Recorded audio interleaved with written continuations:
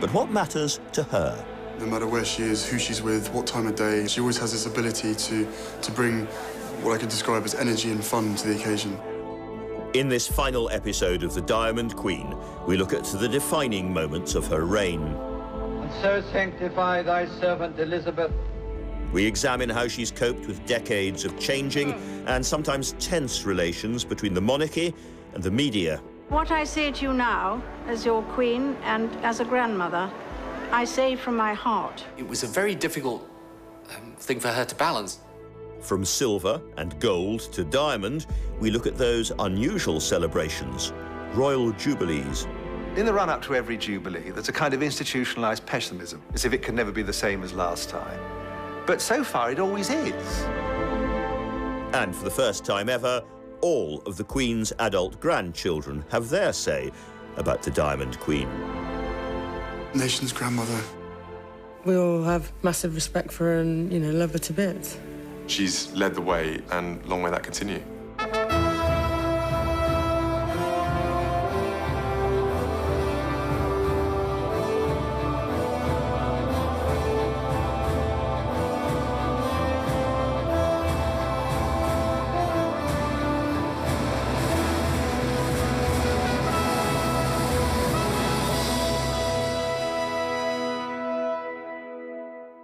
This is London. It is with the greatest sorrow that we make the following announcement.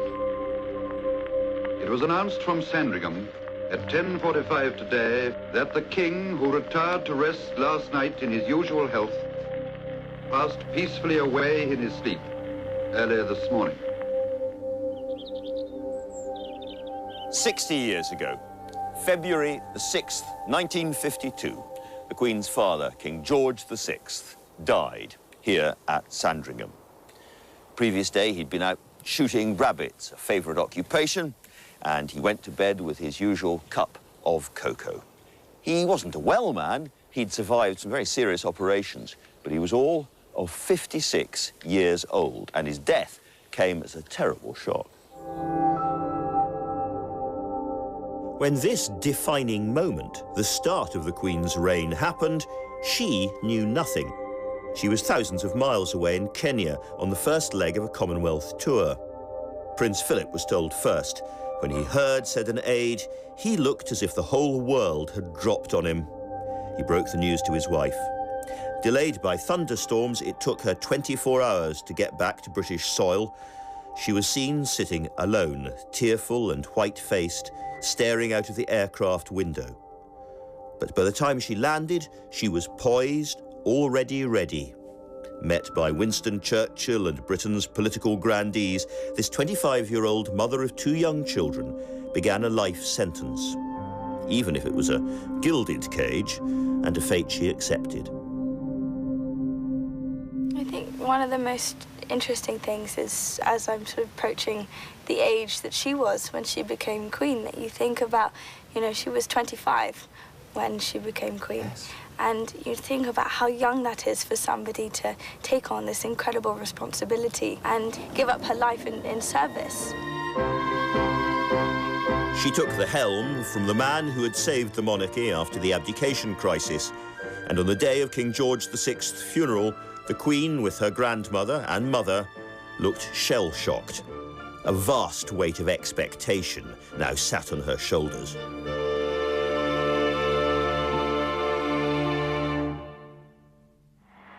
It took 16 months to plan, but on Tuesday, June the 2nd, 1953, the Queen was crowned at Westminster Abbey. Through the grey dawn of that day came people from all over the world, making for the route of the royal procession. People poured into London, a shabby post-war capital now decorated at last. The coronation was the most important moment in the Queen's life, certainly the most important official moment. As a 27-year-old, she'd thought long and hard about what was ahead, and she practiced in the Buckingham Palace ballroom using sheets pinned together as her 21-foot-long train. She also walked around wearing the crown on her head so that her neck could get used to its very considerable weight.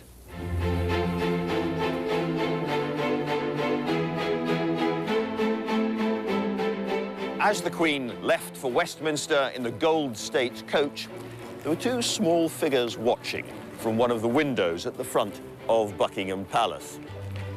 One was young Prince Charles, dressed in a silk suit, and the other was Princess Anne. And one of them would soon leave to become the first British child ever to see his mother crowned monarch. Princess Anne wasn't quite 3, and she was told she was too young. The only thing that I remember, if that's the right expression, is feeling just a touch grumpy that I wasn't allowed to go. And after that, nothing. So I should have been aware of being on the balcony, but you see, I'm not entirely sure whether I was aware of that or whether it's just the fact that you see photographs and you think, I must have remembered it. Yes. I'm not sure that I do. A novel aspect of the coronation was that it was televised. Both Churchill and Buckingham Palace courtiers had been against letting such a vulgar new medium inside the Abbey, but the Queen herself wanted the cameras in. And back then, BBC presenters could almost have been mistaken for somebody else. We take you first to Buckingham Palace. There we shall see the departure of the Queen's procession to the Abbey. So she goes on her way towards Westminster. More than half the adult population of Britain, 20 million people, managed to watch it. I was 10 at the time, and I remember my family scraping together their savings and buying a small black and white television to watch it. But it was hugely exciting. Everybody was really uplifted. For most of the adults present, it was the first great event since the dreary days of the war and the tough days that immediately followed. It was symbolic of a new life, people thought. And the Queen looked terrific. She was beautiful and she had this dashing consort. And it was one of those moments in a country where we tend to be a little bit ill at ease with ourselves, a bit nitpicky, that it was gilded and it was going to get better.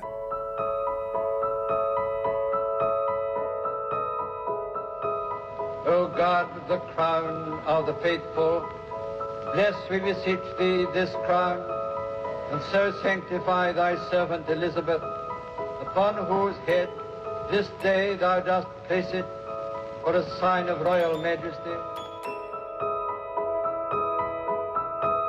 The things which I have here before promised, I will perform and keep, so help me God. As a historian put it at the time, no monarch was ever crowned more fully in the presence of the people.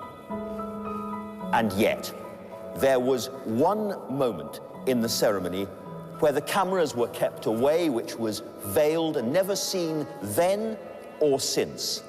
And it happened here, when the Queen was anointed with the holy oil, because for the Queen, being called by God was not a metaphor.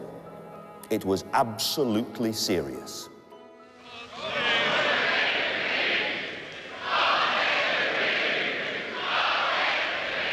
What do you think that meant to her in a direct spiritual way? I think it meant a profound sense of vocation about all this. Not simply stepping into a role, but actually becoming a certain kind of person, which is what a vocation is about. And I know that it mattered a great deal to her that in the months leading up to the coronation, the then Archbishop of Canterbury provided her with a little book of private prayers to use, which she still has. And clearly she took that entirely seriously as a matter of spiritual formation.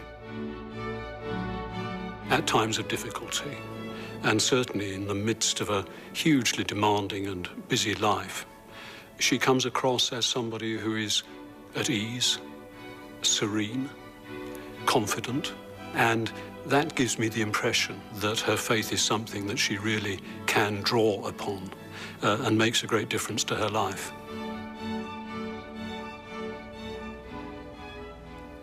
So quite a day.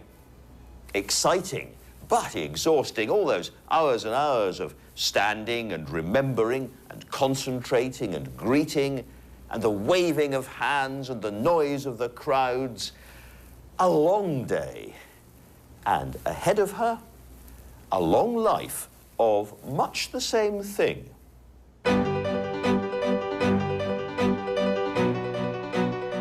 For the Queen, the 1950s would be the most glamorous years when she was a young and glittering international icon, buoyed by the barely critical enthusiasm of the patriotic post-war press and the broadcasters. She could have been viewed as some sort of global celebrity, but she represents something rather more enduring than that. She doesn't care for celebrity, and I think it's very important to be able to retreat inside and be able to sort of collect one's thoughts and collect, you know, your ideas and the way things are going, and then to sort of move forward and to be able to project those ideas and those thoughts to other people. And I think she does that extremely well.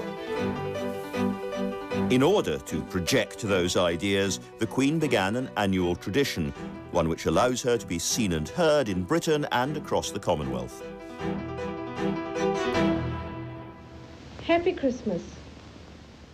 It's Christmas 1957, and sitting here in the library at Sandringham, at this desk, which had been used by her father and her grandfather before her, the Queen did something that no British monarch had ever done before.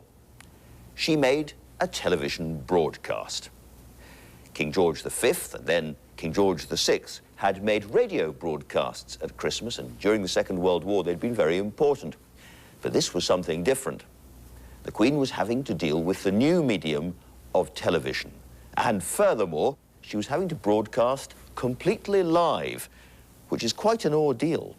25 years ago, my grandfather broadcast the first of these Christmas messages. Today is another landmark, because television has made it possible for many of you to see me in your homes on Christmas Day. There is something wonderful in the way these old, familiar, warm-hearted words of the traditional Christmas message never seem to grow stale. No longer live, but recorded, she's now done 54 of these, and she's known in the trade as One Take Windsor. Does it look all right with the background? A pro who knows about lighting or the sound mic picking up a flight overhead. Aeroplane? And she's relaxed into this. As to content, it's serious and sincere rather than surprising. This is the real Queen on what matters most to her: faith, family, the Commonwealth and the military. This year, I'm speaking to you from the Household Cavalry Barracks in Windsor, because I want to draw attention to the many servicemen and women who are stationed far from home this Christmas. Her support for the British forces has always been fantastic, second to none. I personally, being her grandson as well as her employee, it's a huge honour. It's fantastic for me. The guys that I spend time with at work undoubtedly have huge amounts of pride. The fact that they work for such a fantastic woman. I mean, it really is that simple for us.